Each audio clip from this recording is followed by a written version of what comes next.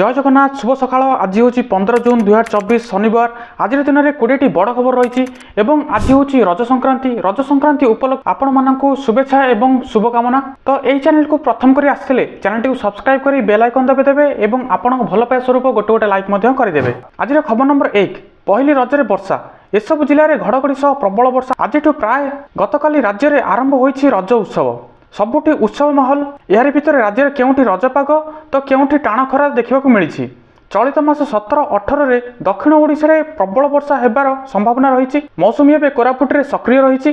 गतकाली उपकूल रे मौसुमी वर्षा हेबार संभावना रही। पाणीपाग विभाग सूचना देइछन्ति। शुक्रवार गंजाम, गजपति, मालकानगिर, कोरापुट, नवरंगपुर, नुआपड़ा रे प्रबल वर्षा हेबा नहीं अलर्ट जारी करिछि पाणीपाग विभाग। खबर नंबर 2 लोकंक मुख्यमंत्री मोहन चरण माझी सबुठी मिलुछि प्रशंसा बुझुछन्ति साधारण जनता कथा।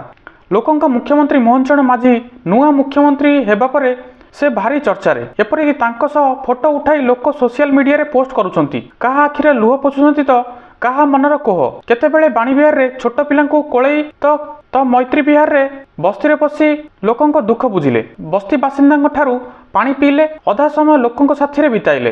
प्रथम दिन ही जनतांक मन जिणिछन्ति ओडिशार नुआ मुख्यमंत्री मोहन चरण माझी।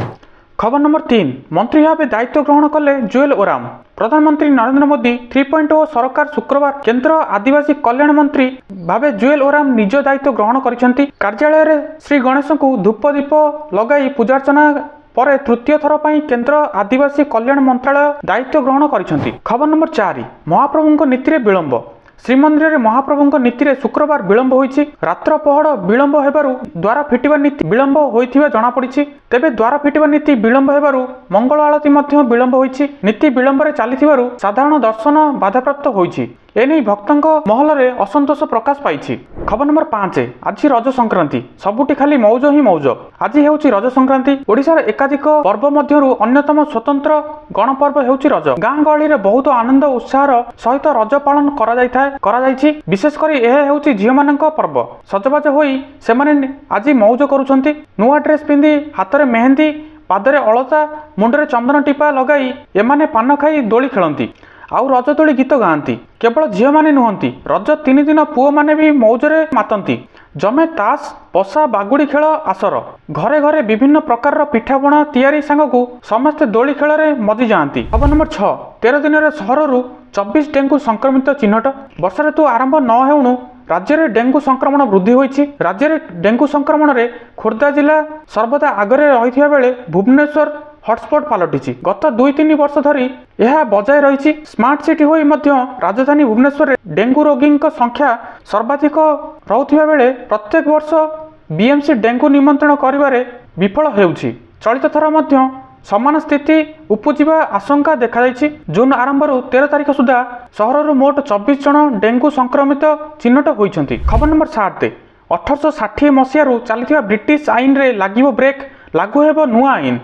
1860 मसीहारू चलुथिबा ब्रिटिश आईन को हटाई दिया जिवो। एने गृह मंत्रालय पक्षरु सबु जीडीपी सह आलोचना करा जाइछि।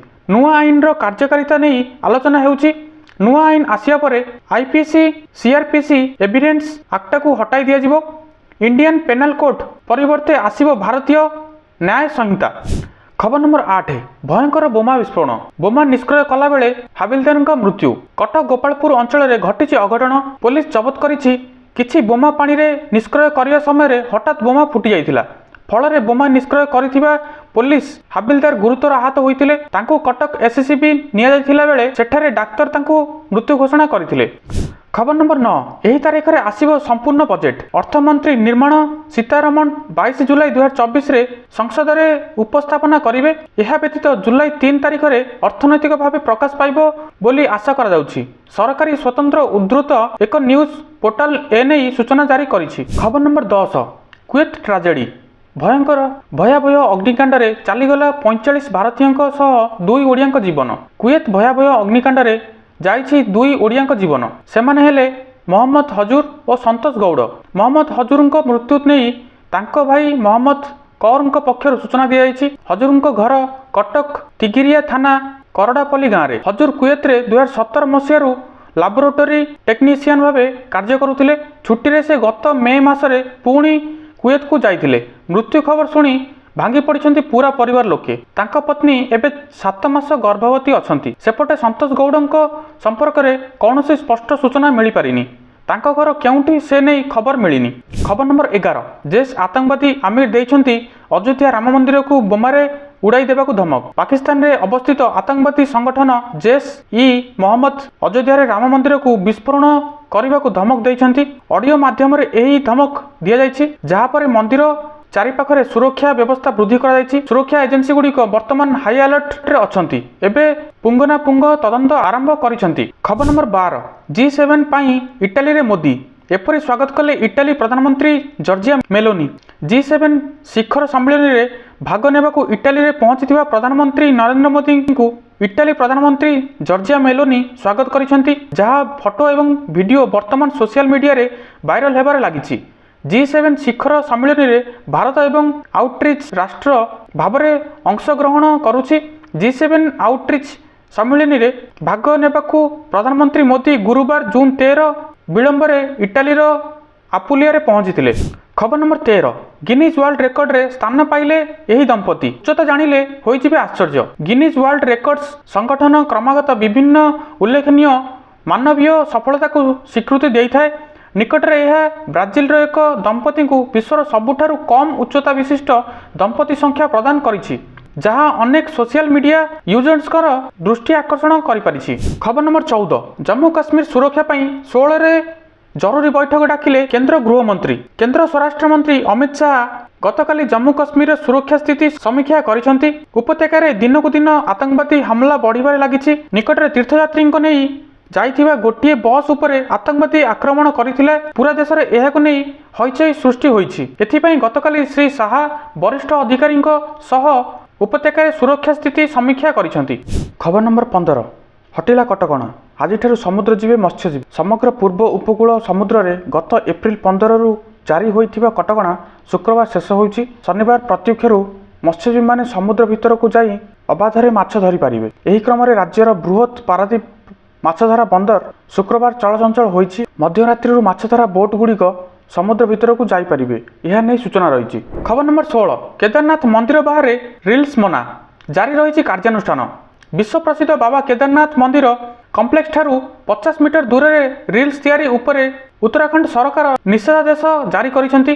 ନିଷେଧାଦେଶ ସତ୍ତ୍ୱେ କେଦାରନାଥ ମନ୍ଦିର ବାହାରେ ରିଲ୍ସ କରିବାକୁ କିଛି ଯୁବପିଢ଼ି ପଛାଉ ନାହାନ୍ତି। ଆଉ ବାରମ୍ବାର ମନା କରିବା ସତ୍ତ୍ୱେ ଯୁବପିଢ଼ି ନ ମାନିବାରୁ ପୁଲିସ କଡ଼ା କାର୍ଯ୍ୟାନୁଷ୍ଠାନ ଗ୍ରହଣ କରୁଛନ୍ତି। କିଛି ଦିନ ତଳେ ପୁଲିସ 170 ଜଣଙ୍କ ମୋବାଇଲ ଫୋନ୍ ଜବତ କରିଥିବା ବେଳେ ଆଜି ପୁଲିସ ଭକ୍ତଙ୍କ ବିରୁଦ୍ଧରେ ଅଭିଯାନ ଆରମ୍ଭ କରି ଜରିମାନା ଭାବେ 75,250 ଟଙ୍କା ଜବତ କରିଥିଲେ। ଏହାସହ ମନ୍ଦିରକୁ ଯାଉଥିବା ରାସ୍ତା କଡ଼ରେ ନିଶା ସେବନ କରିଥିବା ବ୍ୟକ୍ତିଙ୍କ ବିରୁଦ୍ଧରେ କାର୍ଯ୍ୟାନୁଷ୍ଠାନ ଗ୍ରହଣ କରି 15,200 ଟଙ୍କା ଜରିମାନା ଆଦାୟ କରିଛନ୍ତି। ତ ଦର୍ଶକ ବନ୍ଧୁ, ଆପଣମାନେ ବି ଯଦି ଏଇଭଳି ଧାର୍ମିକ ସ୍ଥାନକୁ ଯାତ୍ରା କରୁଛନ୍ତି ତାହେଲେ ଏସବୁ କାମ କରନ୍ତୁ ନାହିଁ। ଖବର ନମ୍ବର 17, କର୍ମଚାରୀଙ୍କ ପାଇଁ ପୁଣି ଖୁସି ଖବର। ଜୁଲାଇରେ ବଢ଼ିବ ସବୁ ଭତ୍ତା, ଆସିବ ଅଧିକ ଟଙ୍କା। ନୂଆ ସରକାର କ୍ଷମତାକୁ ଆସିବା ପରେ କର୍ମଚାରୀମାନଙ୍କୁ ମିଳିବ ବଡ଼ ଖୁସି ଖବର। ସରକାରୀ କର୍ମଚାରୀଙ୍କ ପାଇଁ ସରକାର ଏକ ବଡ଼ ଘୋଷଣା କରିଛନ୍ତି, ଯାହାପରେ ବର୍ତ୍ତମାନ ସରକାରୀ କର୍ମଚାରୀମାନେ ବର୍ଦ୍ଧିତ ଅନୁପାତରେ ସମସ୍ତ ଭତ୍ତା ବୃଦ୍ଧିରେ ଲାଭ ପାଇବେ। କେବଳ ରେଳବାଇରେ କାର୍ଯ୍ୟ କରୁଥିବା କର୍ମଚାରୀମାନେ ସରକାର ଦେଇଥିବା ଏହି ଘୋଷଣାରେ ଲାଭ ପାଇବେ। ସୂଚନା ଅନୁଯାୟୀ ସରକାରଙ୍କ ନିର୍ଦ୍ଦେଶ ଅନୁଯାୟୀ ଜାନୁଆରୀ 1, 2024ରୁ ରେଳ କର୍ମଚାରୀଙ୍କ ମହଙ୍ଗା ଭତ୍ତା ଡିଏ ହାଇକ୍ 2024ରେ 50% ବୃଦ୍ଧି ଘୋଷଣା କରାଯାଇଥିଲେ, କିନ୍ତୁ ଏହି ଅନୁପାତରେ ଅନ୍ୟ ଭତ୍ତା ବୃଦ୍ଧି ହୋଇନଥିଲା। ନିର୍ଦ୍ଦେଶକ କହିଛନ୍ତି ଯେ ନୂତନ ଭତ୍ତା ଜାନୁଆରୀ 1, 2024ରୁ କାର୍ଯ୍ୟକାରୀ ହେବ। ଏଭଳି ପରିସ୍ଥିତିରେ କର୍ମଚାରୀମାନେ ଜାନୁଆରୀ-ମେ ମାସ ପର୍ଯ୍ୟନ୍ତ ଭତ୍ତା ବକେୟା ପାଇବେ। ସାରା ଦେଶରେ ପ୍ରାୟ 12 ଲକ୍ଷ କର୍ମଚାରୀ ଅଛନ୍ତି ଯେଉଁମାନେ ଏଥିରେ ଉପକୃତ ହେବେ। ଖବର ନମ୍ବର 18, ଚାଷୀଙ୍କ ପାଇଁ ବଡ଼ ଖବର। ଏହି ଦିନ ଆକାଉଣ୍ଟକୁ ଆସିବ ପିଏମ୍ କିଷାନ ଟଙ୍କା। ପ୍ରଧାନମନ୍ତ୍ରୀ କିଷାନ ଯୋଜନାରେ ହିତାଧିକାରୀଙ୍କ ପାଇଁ ଖୁସି ଖବର।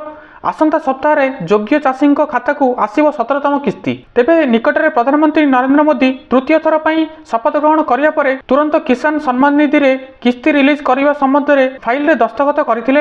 ଏବେ ଏହି ଟଙ୍କା ଚାଷୀଙ୍କ ଆକାଉଣ୍ଟକୁ ଆସିବ। ଜୁନ୍ 18 ମଙ୍ଗଳବାରରେ କୃଷକଙ୍କ ଆକାଉଣ୍ଟରେ ଜମା ହେବ, ଅର୍ଥାତ୍ ଆଉ 3 ଦିନରେ ଯୋଗ୍ୟ କୃଷକଙ୍କ ଆକାଉଣ୍ଟକୁ ଟଙ୍କା ଆସିବ। ଖବର ନମ୍ବର 19, ପ୍ରଧାନମନ୍ତ୍ରୀ ଆବାସ ଯୋଜନାକୁ ନେଇ ଖୁସି ଖବର। ତୃତୀୟ ଥର ପାଇଁ ପ୍ରଧାନମନ୍ତ୍ରୀ ଭାବେ କାର୍ଯ୍ୟକାଳ ଆରମ୍ଭ କରିଛନ୍ତି ନରେନ୍ଦ୍ର ମୋଦି। ଆଉ କାର୍ଯ୍ୟଭାର ଆରମ୍ଭ କରିବାରୁ ବଡ଼ ଘୋଷଣା କରିଛନ୍ତି ପ୍ରଧାନମନ୍ତ୍ରୀ। କାର୍ଯ୍ୟକାଳ ଆରମ୍ଭ କରିବାର ପ୍ରଥମ କ୍ୟାବିନେଟ ବୈଠକରେ ପ୍ରଧାନମନ୍ତ୍ରୀ ଆବାସ ଯୋଜନା ଅଧୀନରେ 3 କୋଟି ଘର ନିର୍ମାଣ ଯୋଜନାକୁ ଅନୁମୋଦନ କରାଯାଇଛି। ଦେଶରେ ଯେପରି ଜଣେ ବି ବାସଗୃହରୁ ବଞ୍ଚିତ ହେବ ନାହିଁ ତାହା ନିଶ୍ଚିତ ଭାବରେ ପ୍ରଧାନମନ୍ତ୍ରୀ ଆବାସ ଯୋଜନା ଆରମ୍ଭ କରାଯାଇଥିଲା। ଆଉ ଦେଶର କୋଟି କୋଟି ଜନତା ଏହାର ଲାଭ ଉଠାଇଛନ୍ତି। ଆହୁରି ଅନେକ ଲୋକ ପାଇବାକୁ ଯାଉଛନ୍ତି। ଖବର ନମ୍ବର 20, ଏହି OTT ପ୍ଲାଟଫର୍ମରେ ରିଲିଜ ହେବ ଚନ୍ଦୁ ଚାମ୍ପିୟନ। କାର୍ତ୍ତିକ ଆର୍ଯ୍ୟଙ୍କ ଅଭିନୀତ କ୍ରୀଡ଼ା ଡ୍ରାମା ଚଳଚ୍ଚିତ୍ର ଚନ୍ଦୁ ଚାମ୍ପିୟନ ଗତକାଲି ଜୁନ୍ 14 ପ୍ରେକ୍ଷାଳୟରେ ମୁକ୍ତିଲାଭ କରିଛି। ଗରିବ ଖାନଙ୍କ କବିର ଖାନଙ୍କ ନିର୍ଦ୍ଦେଶନା ଚଳଚ୍ଚିତ୍ର ଏହାର ପୋଷ୍ଟର ଏବଂ ଟ୍ରେଲର ରିଲିଜ କରିବା ପରଠୁ ବହୁତ ଚର୍ଚ୍ଚାରେ ରହିଥିଲା। 140 କୋଟି ଟଙ୍କାରେ ନିର୍ମିତ ଚନ୍ଦୁ ଚାମ୍ପିୟନ ହେଉଛି ଭାରତର ପାରାଲିମ୍ପିକ ସ୍ୱର୍ଣ୍ଣ ପଦକ ବିଜେତା ମୁରଲୀକାନ୍ତ ପେଟରଙ୍କ ପ୍ରେରଣାଦାୟକ ସତ୍ୟ କାହାଣୀ ଉପରେ ଆଧାରିତ। ତ ଦର୍ଶକ ବନ୍ଧୁ, ଏଇ ଥିଲା 20ଟି ନ୍ୟୁଜ୍। ତ এইভাবে প্রত্যেক দিন নিউজ দেখা এই চ্যানেলটি নিহাতি ভাবে সবসক্রাইব করে দিও এবং কমেন্টে যাই লিখি দিও জয় জগন্নাথ, জয় হিন্দ, জয় ভারত।